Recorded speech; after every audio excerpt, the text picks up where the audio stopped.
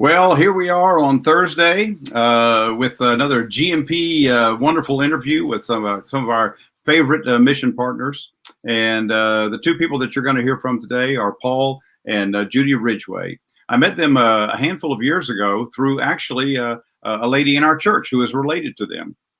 And we just began to spin the idea of maybe collaborating with them and forming a partnership with GMP, serving with them. And it's turned out to be a wonderful, wonderful relationship. We've just been twice, and we're already looking forward to the next opportunity to go back and serve with them again. Well, I'm not going to waste any more time, but I want you to meet Paul and Judy Ridgway from Bulgaria. And here they are. Hello. Hi. Hey, and it's so good, Paul and Judy, to have you here with us. We've already got people signing in. We've got Jose Muniz, who is a missionary in China, and he is just signing in as well. We're going to see a bunch of our GMP folks jump on board here shortly with some messages of hellos and things like that for you. But today, I just want to talk to you a little bit about a variety of things, including your ministries. But first of all, tell me this. How and when and why were you called to the mission field? Well, we began to sense God's leadership back as far as 1992, and there were indications even before that. But that's when we started the process, and we actually arrived in Bulgaria on the 10th of June in 1994. So we've been there 26 plus years. Wow, that's incredible. Judy, do you have any feelings about that as far as how did that work? Who sensed the call first? Well, I did. I started homeschooling my kids, and in that process, I realized I wasn't just to teach them academics, but also to nurture them spiritually. And I had a spiritual renewal, and she dragged me into it, kicking and screaming all the way. And then we just could not escape the long arm of the Lord with his hand on us, and we had to realize that we were supposed to do something else. Good decision. Well, for all of our GMP folks, including me, who have been to Bulgaria, it's a beautiful country. And I will have to say, and you know me well, I'm a bit of a foodie, and I found the food there to be incredible. I mean, to be on a mission project like that and to eat really good too is awesome. And we just had a great time with that. There's so many things that we could talk about in terms of our projects and everything, but GMP brings musicians. So I want to talk about that in just a minute. But I want to ask you this. Tell me a little bit about the various ministries that you're doing there. You know, on our first trip with you, we toured the entire country and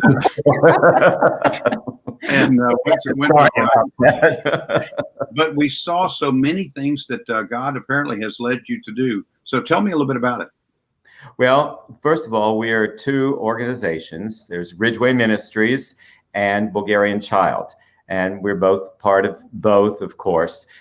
With Ridgway Ministries, we do primarily music in our churches. I've taught a number of music leaders around the country. I'm teaching young people piano, so they'll become musicians in the future.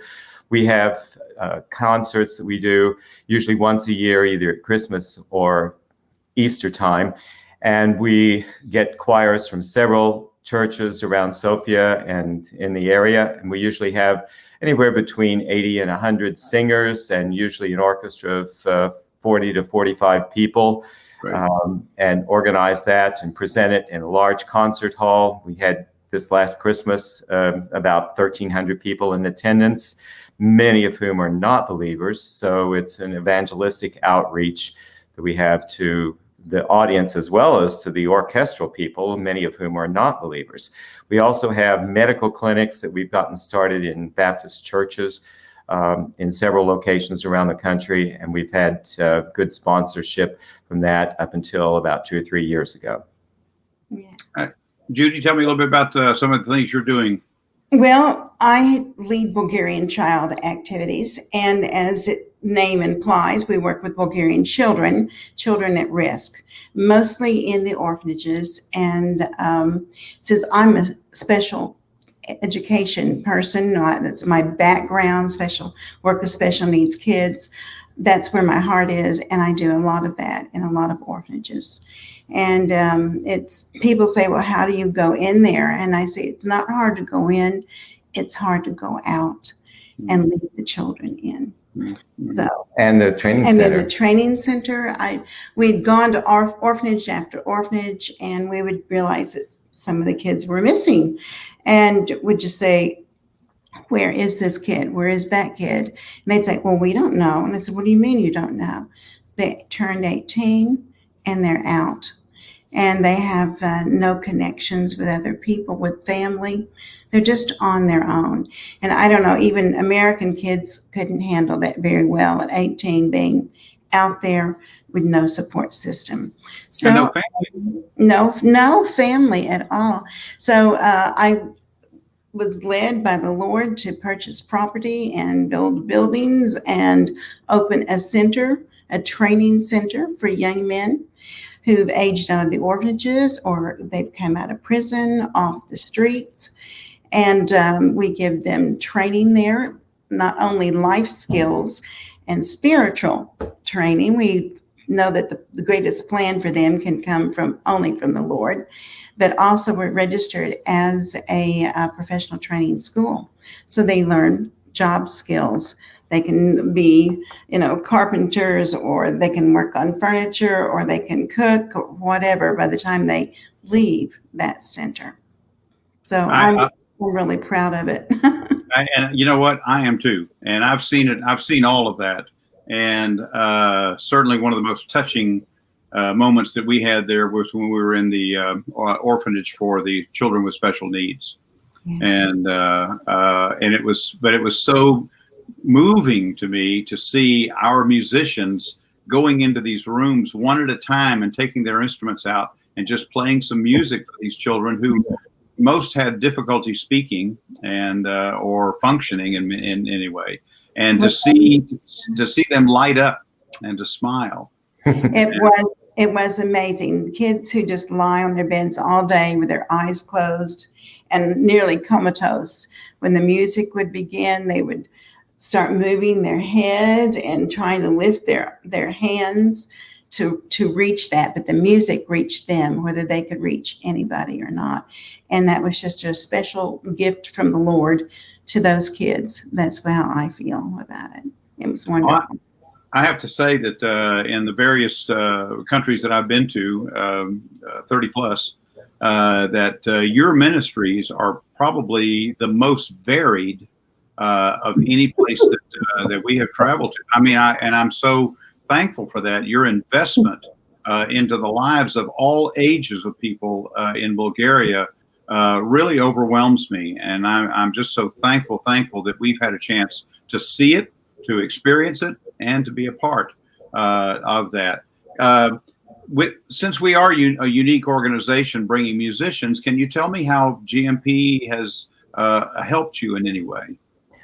Well, it's been an evangelistic tool that's brought people into the churches, or at least to hear something of the gospel whenever we've had a concert. The first time you came, we went, as you said, around the country, and we introduced the group to many different churches around the country, and we had some very, very good response with people coming that would never darken the door of an evangelical church there.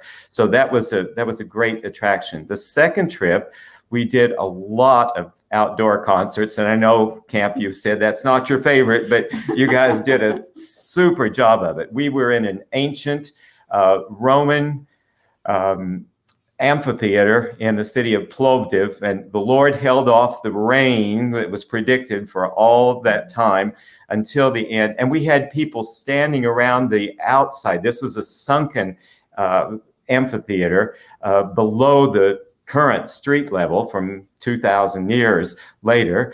And people were standing around the top and listening to this concert and hearing what you were saying about the pieces and that. And there were probably 200, 300 people that came that night.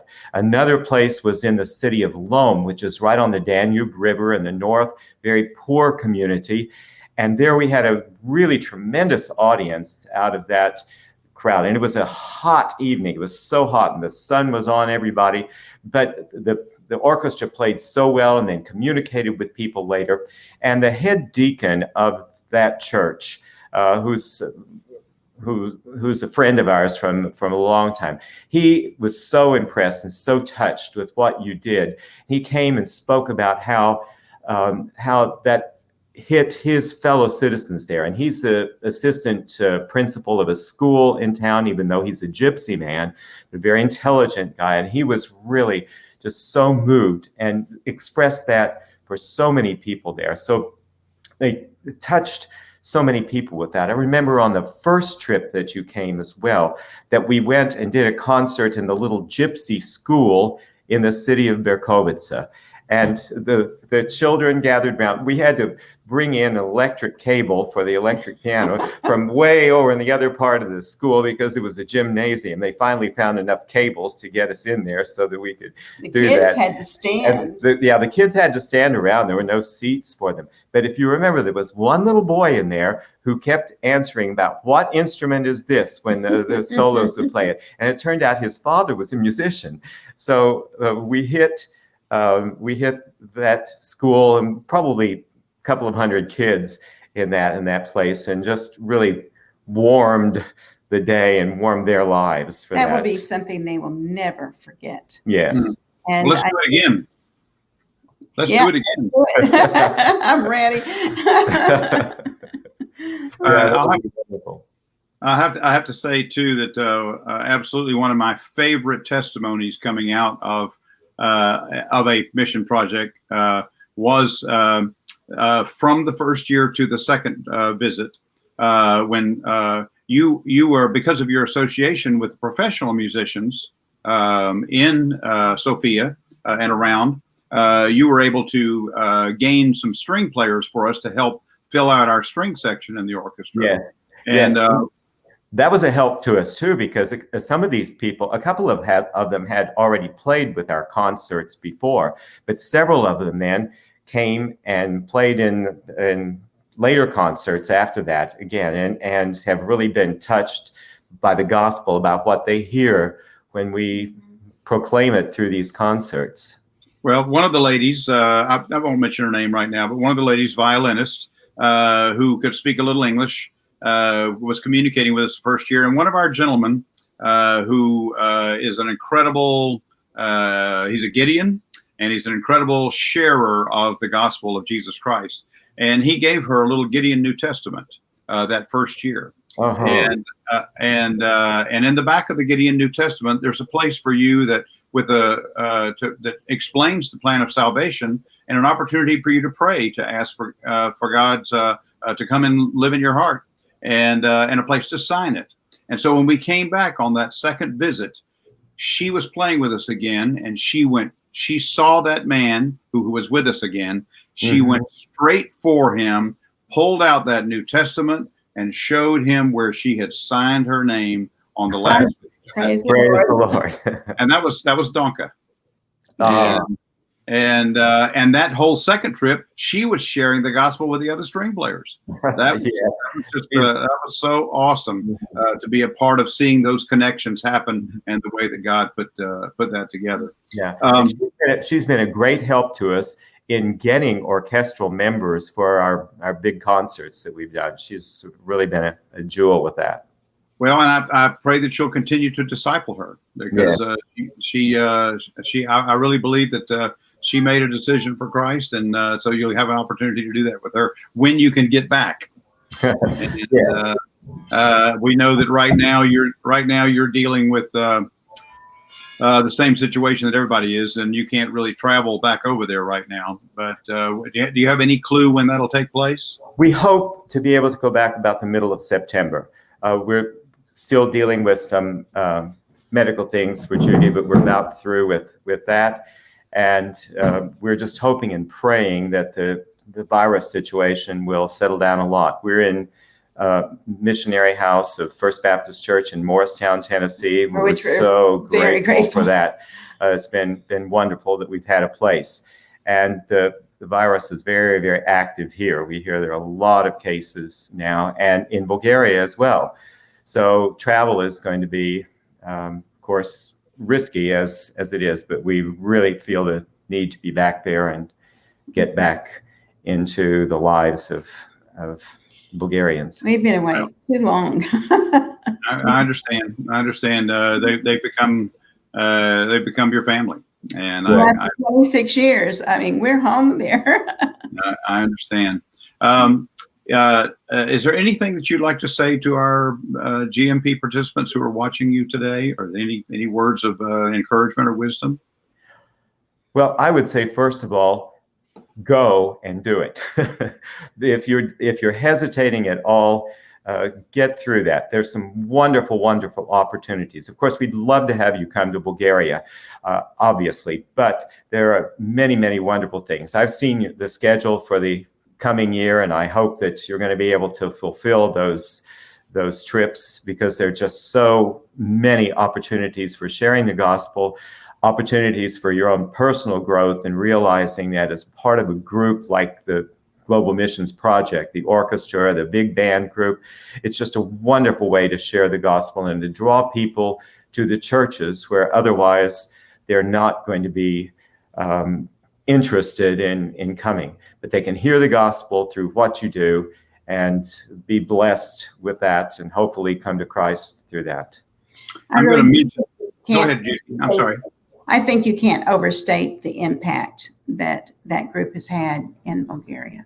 Really and truly, it's everywhere they went, everyone was not, I won't say impressed, they were impressed, but they had joy. They experienced joy in that music and the attitudes of the people. It's like the fragrance of the Lord, and that's what you brought with you with that music.